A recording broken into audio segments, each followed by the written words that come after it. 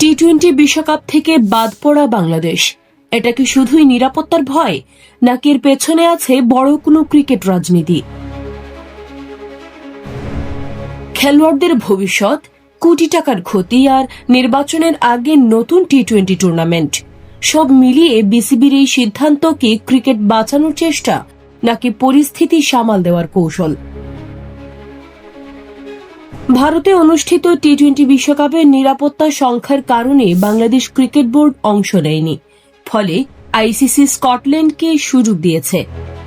এতে সবচেয়ে বড় ধাক্কা খেয়েছেন বাংলাদেশের জাতীয় দলের খেলোয়াড়রা, কারণ বিশ্বকাপ না খেলায় তারা বড় অঙ্কের আর্থিক ক্ষতির মুখে পড়েছেন। এই পরিস্থিতিতে খেলোয়াড়দের সক্রিয় রাখতে এবং ম্যাচ প্র্যাকটিস ধরে রাখতে বিসিবি ঢাকায় নতুন একটি টি-20 টুর্নামেন্ট আয়োজনের সিদ্ধান্ত নিয়েছে।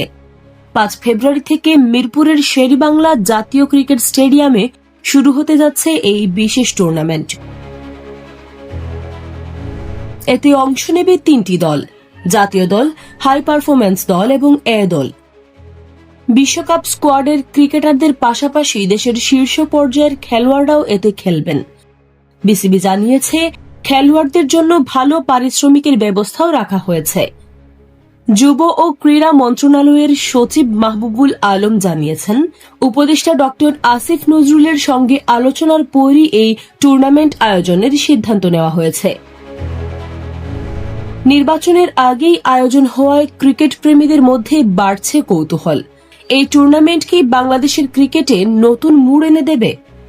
তাহলে প্রশ্ন থেকেই যায়, বিশ্বকাপে না খেলেও কি এই ঘরোয়া টি-20 টুর্নামেন্ট দিয়ে বাংলাদেশ ক্রিকেট ঘুরে দাঁড়াতে পারবে, নাকি এটি শুধু সাময়িক সমাধান?